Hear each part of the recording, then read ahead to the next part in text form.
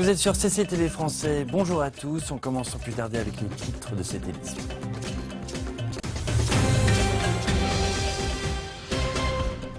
Tension croissante entre l'Iran et l'Arabie Saoudite qui demande aux diplomates iraniens de quitter le pays.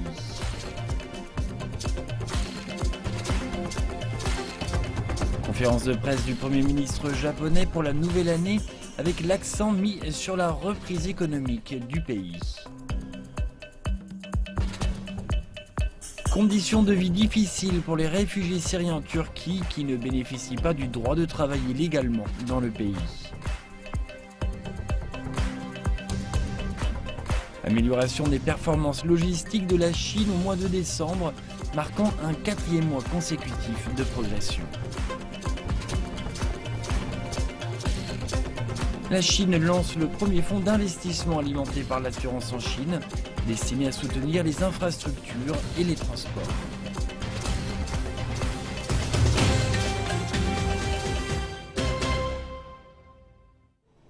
À la une de cette édition, la tension croît entre l'Iran et l'Arabie Saoudite. Le ministre saoudien des Affaires étrangères Adel Al-Jubeir a annoncé la rupture des relations diplomatiques avec Téhéran. À la lumière de ces faits, le Royaume cesse ses relations diplomatiques avec l'Iran et demande à tous les membres de la mission diplomatique de l'ambassade, du consulat et des bureaux affiliés de partir dans les 48 heures. Dans le même temps, les diplomates saoudiens ont été évacués d'Iran après que leur ambassade a été dévastée par les manifestants à Téhéran. La mission a fait un arrêt à Dubaï sur son chemin du retour. Samedi, l'imam chiite de premier plan, Cheikh Nimr al-Nimr, et 46 autres personnes ont été exécutées par le gouvernement saoudien après avoir été reconnus coupables de délits liés au terrorisme. L'Iran a accusé l'Arabie saoudite de mettre de l'huile sur le feu des tensions régionales. Les deux pays sont les principales puissances chiites et sunnites de la région. À Téhéran, les manifestations se poursuivent. Des centaines de personnes se sont rassemblées sur la place de la Palestine pour protester contre l'exécution par l'Arabie saoudite d'un imam chiite de premier plan. Des manifestants ont brûlé des drapeaux américains et israéliens et scandé des slogans hostiles à la famille royale des Al Saoud.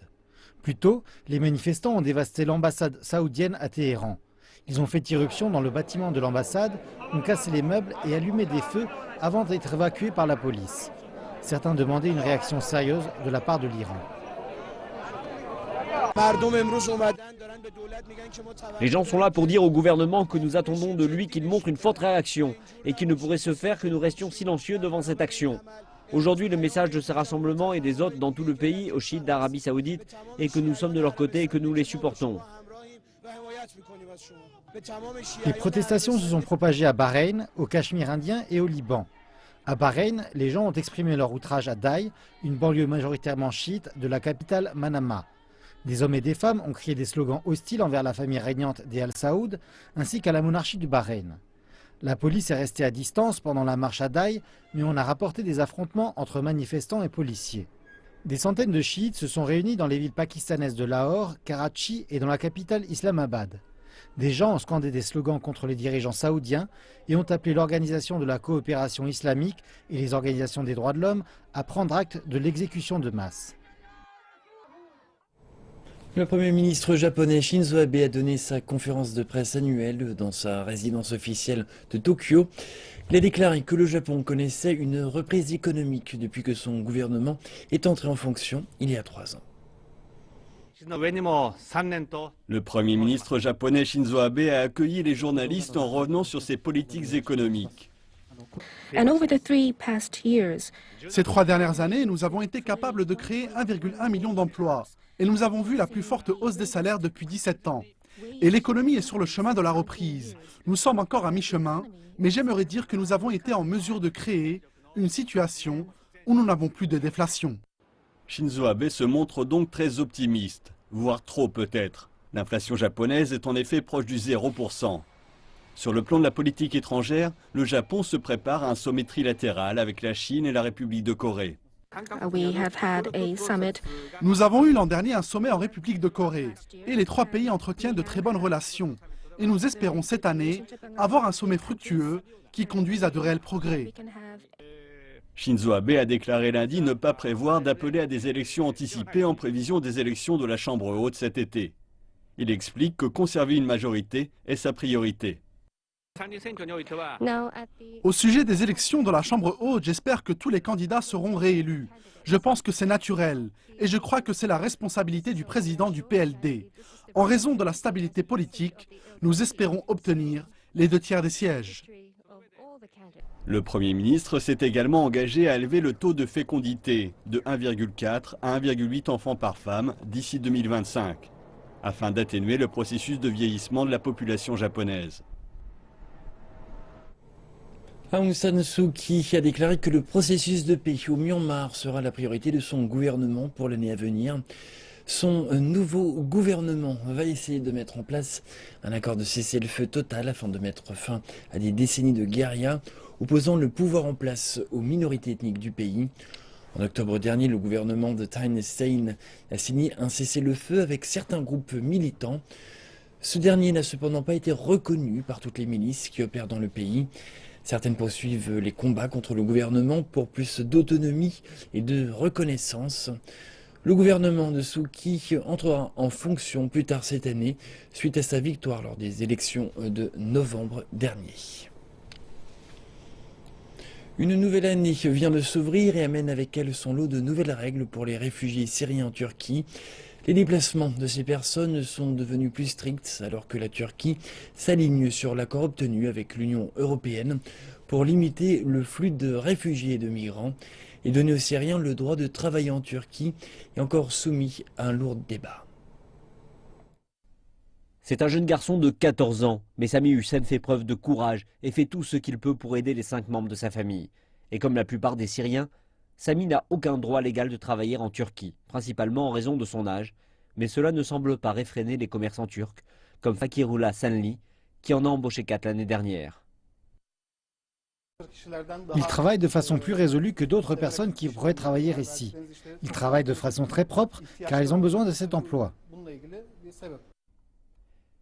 Fakirullah apparaît imperturbable face à l'amende de 2 900 $ qu'il encourt pour chaque employé illégal s'il est pris. Une enquête ne causerait aucun problème. Et absolument, ils continueront à travailler ici. Selon les derniers chiffres, sur les 2,2 millions de réfugiés syriens en Turquie, environ 400 000 travailleraient sans être enregistrés, et la plupart pour moins que le salaire minimum national. Et dans un pays avec déjà 10% de chômage, cela suscite la colère des Turcs qui estiment que les Syriens leur prennent leurs emplois. Ils ont entraîné une tendance à la baisse des salaires, ils ont réduit le nombre d'offres d'emploi et le taux de criminalité a augmenté. Cela affecte négativement notre pays. Il y avait déjà le problème du chômage dans le pays et la question des réfugiés rend cela chronique avec plus de 2 millions de réfugiés. Donc des centaines de milliers de réfugiés risquent leur vie pour tenter d'atteindre l'Union européenne. En novembre, la Turquie et l'Union européenne sont parvenus à un accord qui verrait la Turquie réduire le flux de réfugiés, avec en échange une somme de 3,2 milliards d'euros, des droits sur les visas de séjour, ainsi qu'une reprise des discussions sur l'adhésion. Les Syriens ont besoin d'un permis de travail pour travailler de façon légale et se sentir en sécurité à l'avenir. Le réfugié syrien Samir Kadri gère la librairie Pages, la première librairie arabe d'Istanbul. Le lieu est d'ailleurs devenu le cœur de la culture et des arts arabes. Mais Samir fait partie des chanceux. Il a eu son passeport et de l'argent. Mais ce n'est pas le cas de la plupart des réfugiés. Il déclare qu'investir en Turquie est une chose, y travailler en est une autre. Pour moi, le permis de travail, c'est une garantie de sécurité. Il s'agit d'un grand défi pour moi. Si le gouvernement change des règles, alors beaucoup de gens se détourneront de l'Europe. J'en suis sûr. Et le salaire minimum devrait croître en 2016 pour atteindre les 500 $ par mois. Et si chaque employé légal se voyait dans l'obligation de bénéficier d'une assurance, un coût supplémentaire pour les employeurs, ces derniers seraient certainement satisfaits du statut actuel des choses et du débat en cours. Un séisme de magnitude 6,7 s'est déclenché en Asie du Sud lundi avant l'aube, faisant au moins 9 morts et blessant près de 200 personnes. 6 des morts étaient en Inde, tandis que les 3 autres personnes qui sont mortes d'attaque cardiaque au Bangladesh. L'épicentre du séisme était à 57 km de profondeur dans l'état indien de Manipur, à la frontière avec le Myanmar. Les médias locaux ont rapporté que des bâtiments se sont effondrés près de l'épicentre et que l'alimentation électrique est interrompue dans des régions de l'État. Les efforts pour secourir ceux qui sont piégés dans les débris ont été freinés par des lignes électriques et de télécommunications coupées. Et place maintenant à l'actualité internationale. S'agirait-il d'un nouveau Jihadi John? Dans une nouvelle vidéo mise en ligne par le groupe État islamique, un bourreau à l'accent britannique annonce que le groupe terroriste compte envahir le Royaume-Uni. Il a appelé le Premier ministre britannique David Cameron un imbécile avant d'exécuter 5 otages. Un bâtiment de guerre russe capable de couler des porte-avions vient d'entrer en mer Méditerranée. Le croiseur lance-missile Variag est arrivé par le canal de Suez. Son déploiement a pour but de protéger les bases militaires russes en Syrie. Le poste est resté vacant pendant 3 ans. L'Égypte vient de désigner Hazem Kairat comme son ambassadeur en Israël. Kairat est entré en fonction immédiatement après son arrivée. L'Égypte avait supprimé le poste d'ambassadeur en Israël pour protester contre les opérations militaires israéliennes dans la bande de Gaza. Les performances logistiques de la Chine se sont encore améliorées au mois de décembre dernier. La Fédération chinoise de la logistique et des achats revient sur les performances réalisées. L'indice de performance logistique a atteint le seuil des 55% en décembre, soit 0,8% de plus que le mois précédent. Cela marque ainsi le 4e mois de hausse consécutive de la croissance du secteur, dont les performances avaient connu un plus bas au cours du mois d'août 2015. Les entreprises logistiques ont fait plus de profits au mois de décembre dernier. L'indice des profits est en hausse de 0,3% par rapport au mois précédent, où il avait atteint les 49,8%. Mais le seuil pivot des 50% n'a toujours pas été atteint. Les analystes rappellent que la faible demande en matières premières pèse encore sur les performances du secteur. Les performances logistiques de la Chine ont continué leur progression au mois de décembre dernier, ce qui signifie que l'ensemble de l'industrie reprend des couleurs et s'oriente désormais vers un avenir plus serein. Mais nous devons noter qu'avec le ralentissement économique global, visible notamment à travers la faible demande en matières premières, les entreprises du secteur logistique seront encore sous pression. Cependant, nous nous attendons à une croissance stable pour l'année 2016. La Chine a officiellement lancé son premier fonds d'investissement dans l'assurance au sein de la zone franche de Shanghai. Les fonds proviendront de compagnies d'assurance et seront utilisés pour soutenir les infrastructures et les transports. Tout de suite, plus de détails. De l'argent frais arrivera dans les investissements qui concernent l'économie réelle. Le secteur de l'assurance en Chine va contribuer à l'approvisionnement du fonds avec l'objectif d'un usage à long terme et d'un capital stable qui permettra d'appuyer le développement des services publics du pays. Et la première contribution à cet investissement est de 40 milliards de dollars et a déjà été engrangée. Nous avons réalisé un investissement de 40 milliards de yuans avec le groupe du commerce de Chine sur des projets liés à l'initiative de la ceinture et la route. Nous allons également contribuer à la construction d'infrastructures et à la rénovation des villes en état de délabrement, et cela suite à l'approbation du Conseil des affaires d'État. L'investissement sera utilisé sur le marché étranger pour soutenir l'acquisition de terrains par le groupe pour la construction de ports en Asie, en Europe et en Afrique. Le capital permettra également de renforcer le capital de projets de gaz naturel liquéfié pour aider avec les demandes en énergie de Chine et dans les pays situés le long de l'initiative de la ceinture et de la route. La compagnie d'investissement de l'assurance de Chine a été mise en place l'année dernière pour gérer les fonds. L'argent sera levé depuis le secteur de l'assurance et devrait au final atteindre quelques 300 milliards de yuan au total. Nous réaliserons des progrès de façon régulière quant à la construction d'une plateforme nationale d'investissement. Nous nous reposerons sur les avantages du financement à long terme du secteur de l'assurance afin de mieux servir la stratégie du pays ainsi que le développement de l'économie réelle. Le secteur de l'assurance en Chine a renforcé sa position au cours de l'année écoulée. Ce premier revenu a connu une vive poussée de 20% au cours des 8 premiers mois de l'année et les actifs nets ont connu une progression de près de 9%.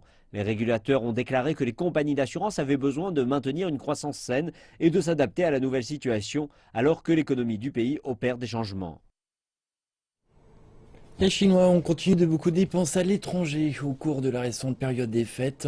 160 000 personnes se seraient rendues en Corée du Sud au cours des congés de Noël et du Nouvel An, soit une hausse de 12% par rapport à l'année précédente.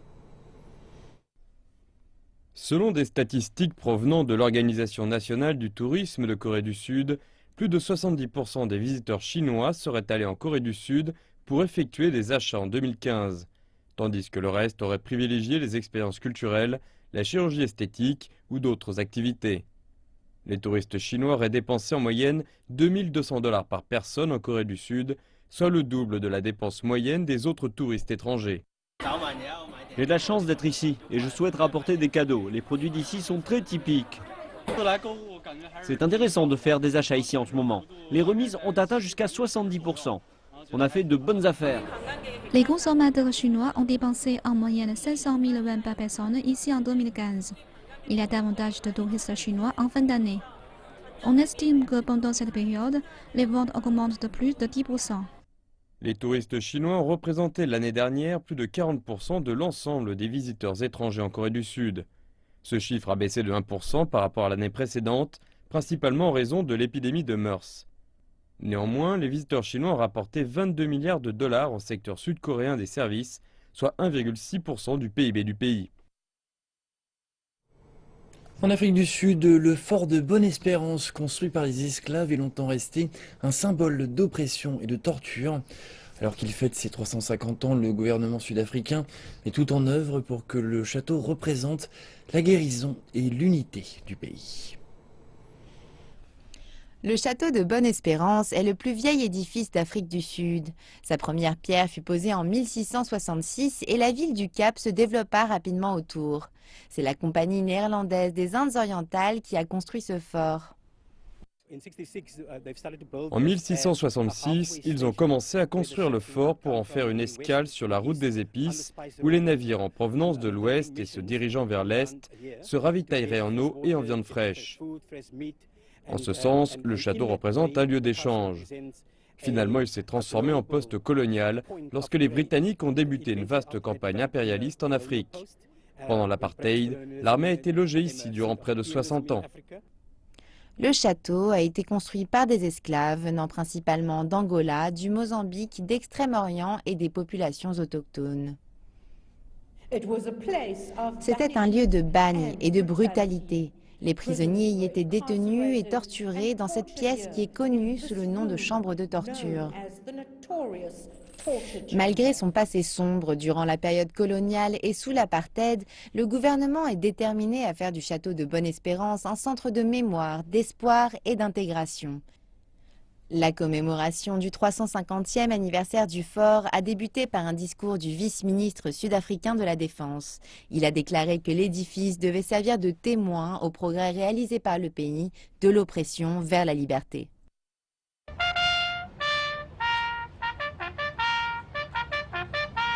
Nous souhaitons passer d'un lieu de souffrance, de douleur et d'exclusion à un endroit qui symbolise la guérison, l'unité et la construction de notre nation. Bonjour, bonjour, excellente année à vous. C'est la fin de cette édition. Merci de votre attention. Je vous retrouve tout à l'heure pour Afrique Info.